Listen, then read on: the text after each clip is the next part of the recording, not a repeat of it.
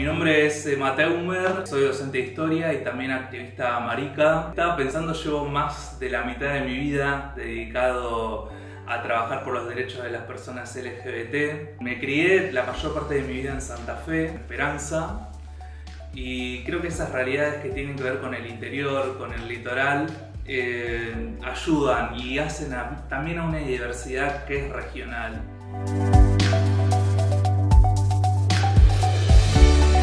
Bueno, inicios del siglo XXI, yo diría a nivel mundial, son inicios de nuevas esperanzas, inicios de transformación de un nuevo milenio. Y ese contexto a nivel cultural también lo va a hacer para los movimientos sociales, incluidos los movimientos, ahora sí, LGBT+. Y ahí ese es el contexto en el que, sobre todo en diferentes ciudades de Occidente, comienza bastante lento a reconocerse el derecho primero a las uniones civiles entre personas del mismo sexo y después el matrimonio. El matrimonio, como lo conocimos acá, el matrimonio igualitario. Ahora bien, son varios los motivos por los cuales podemos entender por qué los movimientos LGBT en un determinado momento, sobre todo a partir de los años 2000, comienzan a focalizarse en reclamar el derecho al matrimonio. Son varios los motivos y esto tiene mucho que ver con las coyunturas, con los momentos que atravesaban allí donde estaban situados. Por ejemplo, en Latinoamérica, sobre todo en la zona sur de Latinoamérica, se asisten a muchos gobiernos progresistas que en algunos casos se prestaron al reconocimiento de derechos sexuales y reproductivos. Es el caso de Argentina, y ese es el escenario en el cual se puede entender por qué Argentina va a ser el primer país latinoamericano en reconocer el derecho al matrimonio igualitario y por qué va a ser el primer en 2010 el derecho al matrimonio igualitario y en 2012 Argentina va a ser el primer país en el mundo, en este caso el primer país en el mundo, en realizar una aplicación concreta de lo que se conocen como los principios de Yogyakarta para el reconocimiento de la identidad de género. Es decir, una ley de identidad de género acorde a la época y que respete y protectora de los derechos de las personas trans. Que decimos que es la primera en el mundo porque efectivamente para 2012 la mayoría de la legislación de la época continuaba trabajando, sosteniendo ciudadanías de segunda, sosteniendo a la idea de una identidad falsa, patológica, desviada. Pero no me quiero olvidar de la cuestión del matrimonio igualitario. Hay que decir que en el caso de Argentina, la estrategia por el matrimonio igualitario tiene un primer momento en Capital Federal, cuando hacia 2003 se aprueba la unión civil en Buenos Aires, en Capital Federal, y que marca un primer momento por reclamar este derecho. Fue un momento en el cual los grupos de homosexuales y lesbianas, sobre todo, ya tienen otro tipo de legitimidad ante otras organizaciones políticas, ante el propio Estado, otro nivel de llegada con los medios. El derecho, digamos, la obtención del derecho a la unión civil tiene mucha cobertura nacional y tiene que ver mucho con otro rostro que se presenta para la época. No es el rostro de la desviación, de la vergüenza, que aun cuando se seguía produciendo ya no es el único que se muestra en la prensa, y marca un primer antecedente que va a asignar la estrategia que comienza a impulsarse hacia 2008-2009, que es la de reclamar ya no la unión civil, sino el matrimonio. Ese cambio de estrategia va a estar muy influenciado por el contexto internacional, concretamente la aprobación del matrimonio para personas del mismo sexo en España en el año 2005. lo que algunos grupos, por ejemplo de lesbianas de la época, se comenzaron a preguntar es, bueno, si España, siendo un estado, una sociedad muy influenciada por el catolicismo, logró la aprobación de este derecho, de esta ley, ¿por qué Argentina no? Y hay que decir que ahí digamos, comienza a impulsarse lo que podríamos pensar como la doble estrategia igualitarista. ¿Qué quiere decir esto? Básicamente, dos estrategias que insisten en la igualdad de derechos para lograr sus demandas. La igualdad ante la ley para reclamar el derecho al matrimonio y la igualdad ante la ley para reclamar la protección del derecho a la identidad.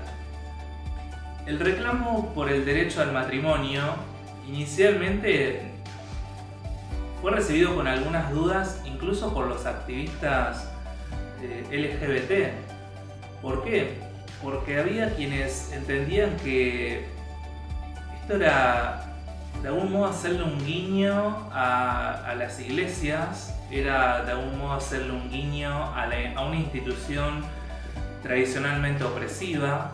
De hecho, las feministas de la época también veían con cierta sospecha que los grupos LGBT quieran la institución matrimonial, una institución que históricamente fue un espacio de inferiorización y de encierro para las mujeres, al menos algunas mujeres, y no es casual que generó algunas rispideces.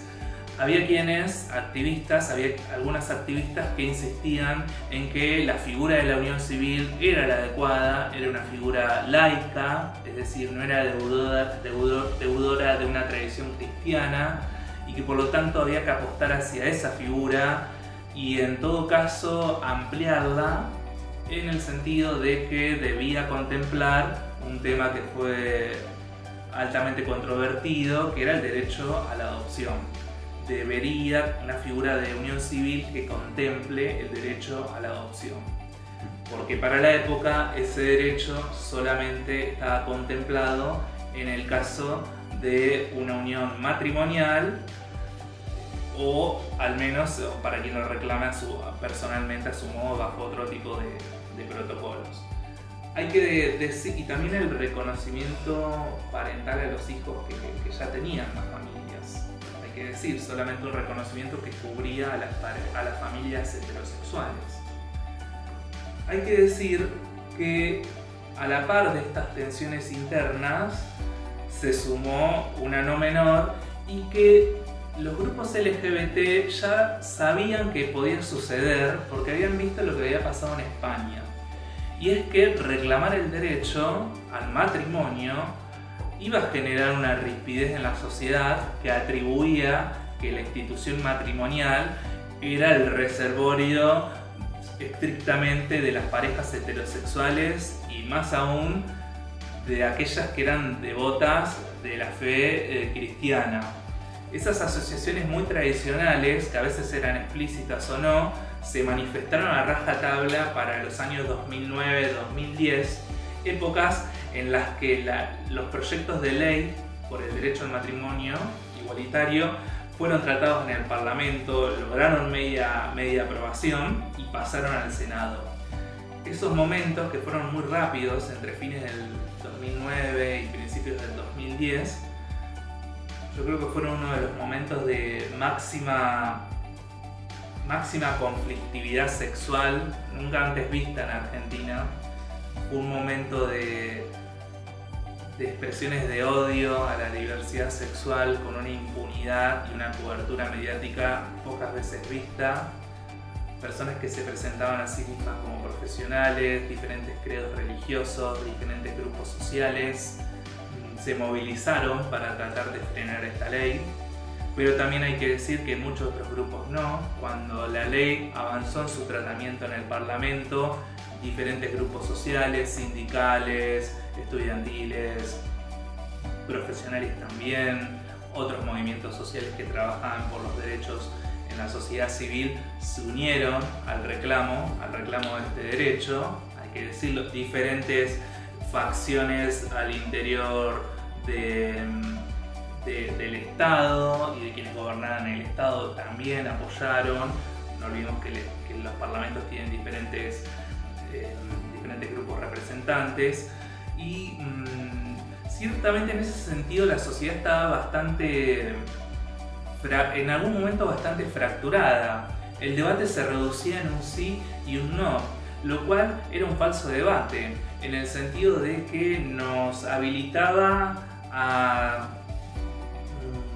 dirimir, a tener la autoridad para dirimir si podíamos darle derechos a los homosexuales, a gays, a lesbianas o no. Me parece que, y esto me parece es muy importante, para la época no faltaron grupos conservadores que querían plebiscitar este derecho, es decir, que querían someter a un voto popular si se debería reconocer o no. Me parece que los derechos no se plebiscitan, sería un grave error someterlos a un voto arbitrario y muchas veces no controlado, y que es un ejemplo del hostigamiento que se vivió en esa época insisto, fue un momento, una coyuntura, si se quiere, de máxima conflictividad sexual, en el cual se pusieron en juego y se expresaron, tal vez como nunca antes, los prejuicios que la sociedad argentina aún sostenía. De pronto, y es verdad, tal vez de modo bastante acelerado, en todas las mesas familiares del mediodía se empezó a hablar de gays, de lesbianas, del derecho al matrimonio, de familias de gays y lesbianas que ya existían, que tenían sus hijos, sus hijas, o no, y querían adoptar y querían tener derecho a una fertilización asistida. Es cierto, fue en ese sentido un efecto bastante acelerado, pero que puso en juego muchas ideas que la sociedad argentina, insisto, arrastraba a modo de prejuicio. Y en ese sentido también ponía de relieve la función que históricamente ha tenido el silencio, es decir, producir el silencio, no hablar de ciertos temas, o cuando se habla solamente en términos negativos, es decir, seguir sosteniendo el silencio. Y ahí la idea del closet tiene mucho que ver, mantener encerrada la diversidad, y en un momento de conflictividad como este que comento, salen a flote todo tipo de prejuicios. Como sabemos al día de hoy, la ley fue aprobada, es una ley que permite el matrimonio, diríamos hoy, entre personas del mismo sexo, pero en verdad la ley se refiere a contrayentes. Y esto es muy importante porque no hace referencia a la categoría sexo. No me parece un detalle menor, porque abre la contemplación a varias identidades de género posibles. Se refiere a contrayentes. Hay que decir que ya desde los años 90 la idea de defender un derecho a la unión civil era muy importante, porque el escenario de la crisis del SIDA había despojado a múltiples parejas de gays, especialmente, de aquello que habían podido compartir juntos, de aquello que habían podido construir juntos. Es decir, había sometido a las parejas a muchas situaciones de vulnerabilidad, pero también había privado de ciertas posibilidades de desenvolvimiento personal, como puede ser, es una opción entre otras, pensarse, proyectarse como familia, al menos en los términos convencionales, tener hijos, pensar en construir una familia como una opción también de vida. En ese sentido, la lucha por el derecho al matrimonio igualitario no era solo por el matrimonio. Comenzó, si se quiere, a poner a mover casi, diría, placas tectónicas, es decir, ideas muy crudas, muy viejas sobre la sexualidad, sobre la obligación de la heterosexualidad, sobre las normas sexuales. Comenzó a tambalearlas, es decir, fue una lucha también con implicancias culturales muy fuertes, y creo que el conflicto que hubo para aquella época tiene que entenderse en ese contexto. Yendo a un segundo momento, espero no extenderme, sin lugar a dudas, y hoy me refería a una doble estrategia igualitarista, la estrategia que el movimiento LGBT de la época impulsó era la de trabajar primero el derecho al matrimonio igualitario, porque entendía que el escenario que iba a generar iba a ser permisivo para después obtener la ley de identidad de género. Se asumía, como había ocurrido en el caso español, que dado el conflicto que podría y que efectivamente generó el derecho al matrimonio, en caso de aprobarse, iba a ser más fácil obtener el derecho a la identidad de género. Esa fue efectivamente la doble estrategia que se ejecutó y que tuvo lugar acá en Argentina. Una vez más, no estuvo libre de tensiones al interior del movimiento LGBT. Estas tensiones tenían que ver, número uno, con la prioridad del derecho a la identidad de género. Sabemos que algunas activistas trans tenían dudas sobre acceder a este derecho porque estaban trabajando mucho por el derecho a una vivienda digna, por el derecho a una vivienda, insisto, el derecho al trabajo, y de pronto el derecho a la identidad de género desdibujaba estas luchas que se venían trabajando. Por eso fue un momento de tensión. Un segundo momento también de tensión por trabajar esta ley, por construir, redactar una ley que reconozca algo tan amplio como es el derecho a la identidad de género, es decir, el derecho a defender el derecho tal como cada persona vive su género, tal como cada persona siente su género, autopercibe su experiencia en el género. Esto que estoy mencionando estuvo marcado por un segundo momento de tensión, que tenía que ver con, por un lado, grupos LGBT que insistían en primero ir por un cambio, por una ley que cubra el cambio registral, básicamente que habilite cambiar de DNI por un DNI que reconozca la identidad autopercibida, y un segundo momento que sería una ley que cubra el acceso a la salud. Sin embargo, sobre todo los grupos trans y travestis, del cual un frente poco recordado, que es el Frente Nacional por la Ley de Identidad de Género, que tuvo entre sus organizadoras principales a la activista travesti Loana Perkins, no compartían esta división de dos leyes, de ir por dos leyes, sino que insistían en ir por una ley que incluya estos derechos e impulsar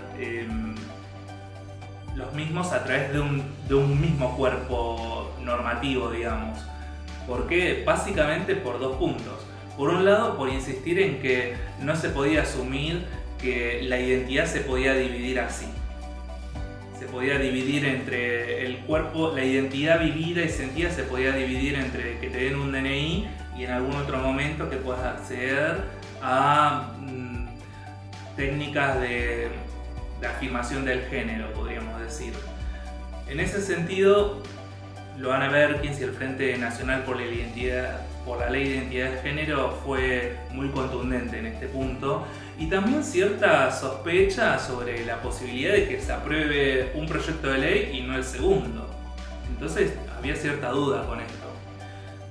Como sabemos, pese a estas rispideces internas, efectivamente se logró un consenso. Para el año 2012 se presentó un proyecto de ley unificado y en el cual, tras su aprobación, como decía hace un momento, Argentina pasó a ser el primer país a nivel mundial en lograr una legislación no paternalizante de las personas trans, en el sentido de que no las infantilizaba, no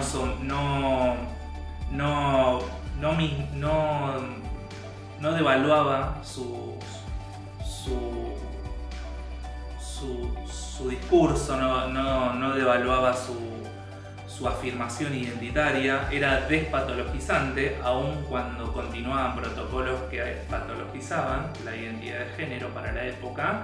Es decir, básicamente permitían acceso a la salud en el cual no intervenían autoridades psiquiátricas, psicológicas para acceder a tecnologías biomédicas, podríamos decir. Es desjudicializante en el sentido de que con anterioridad muchas personas que querían acceder a un cambio registral, por ejemplo, o a una cirugía de afirmación del género, tenían que tener una autorización judicial, es decir, un juez tenía que autorizar la práctica. Con esta ley ya tenemos un acceso que es precisamente desjudicializante porque no es necesaria una autoridad judicial para acceder al derecho. Estos son los motivos, es decir, su carácter despaternalizante, desjudicializante y despatologizante, los que marcan la singularidad, aunque parezca algo extrovertido, pero es de alcance mundial de la Ley de Identidad de Género para el año 2012 y que va a tener mucha inspiración para las leyes de identidad de género que con posterioridad se van a aprobar en el mundo y en Latinoamérica.